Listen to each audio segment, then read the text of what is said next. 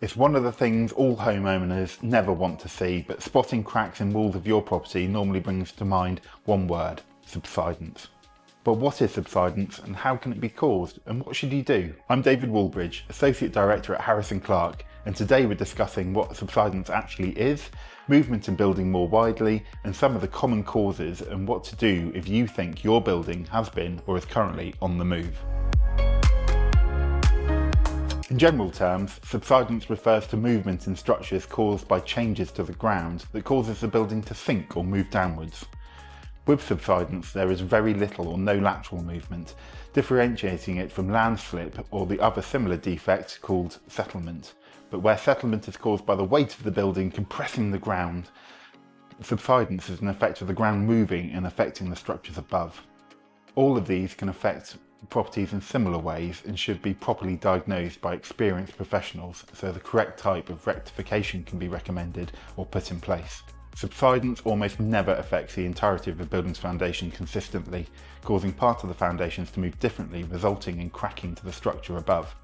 This can be expressed by cracks either externally, internally, or to both sides of a wall. On the outside, these cracks will normally show as diagonal cracking, commonly travelling through the mortar lines and becoming wider as the crack rises up. These commonly start at low level as well as around openings such as windows and doors, which are weak points in the wall. Subsidence cracks will commonly also travel through the damp-proof course at the bottom of the wall. Internally, cracking tends to appear around the corners of windows and doors and commonly will reflect the cracking on the external side. These cracks can appear slowly over time or suddenly over a period of 24 hours. I remember a property I was surveying for a purchaser one hot summer, and on the second visit the following day, the garage had developed large cracks due to the drying out and shrinking of the clay soils, and the foundations just couldn't resist the forces of gravity any longer, but no signs of this issue were shown just the day before. The cracking will often start as what we refer to as hairline cracking, which is thin but noticeable cracks that can develop into much larger cracks. The size of cracking we normally start to become more concerned about would be those that have increased to a width of around 3mm or the thickness of a coin. Finding the size of crack suggests more serious and advanced issues that should be given more and swifter attention. If you have cracking that you're concerned about, we recommend you ask an experienced surveyor who can help confirm the cause of the crack and consider all the clues that might be available around the property to provide recommendations on what action to take. In our experience, the majority of subsidence issues we look at don't need urgent action like propping or other measures to be put in place quickly for safety reasons, but if in doubt, always get someone to inspect to confirm, as fixing issues early can prevent unnecessary damage and expense caused if there is an issue that's left to get worse.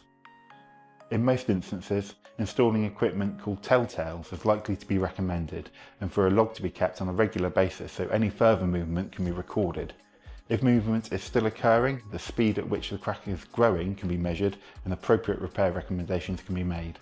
There are several things that can result in subsidence, and it's very important to identify the cause.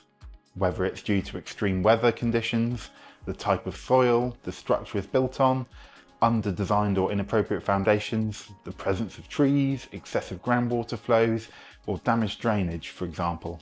Until the underlying cause of the subsidence has been identified and resolved, completing repairs may become a waste of time and money, as further changes in the ground may occur. We find that most common cause of subsidence is damaged drainage, which can wash away the fines in the surrounding soils, but every case is unique.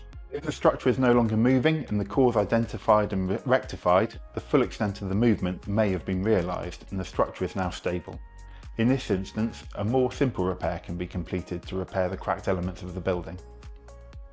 This is normally done using helical ties, small metal twisted rods inserted into the mortar line of the masonry to reinforce the wall and pointing between the bricks is then replaced.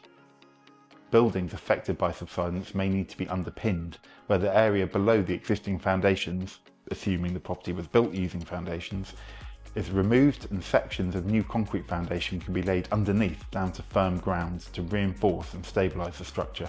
Depending on the form of construction, some more modern methods may be suitable, such as pressurised injected expanded resin systems. This also has the benefit that the expansion of the product, you could almost think of it as super strong expanding foam, can actually cause parts of the building to move back or closer to their original position, but this is normally a more expensive option and not suitable for all buildings and situations. Ultimately, if you suspect you may have movement in your building, we advise you ask a surveyor to inspect and confirm the type of movement and the likely cause. Depending on what they find, the damage may be covered under the building's insurance, but this will be dependent on the wording specific to your policy. If you have any questions or would like to know how Harris & Clarke can assist you, please feel free to contact our friendly team on 02381 550051 and we would be delighted to help however we can.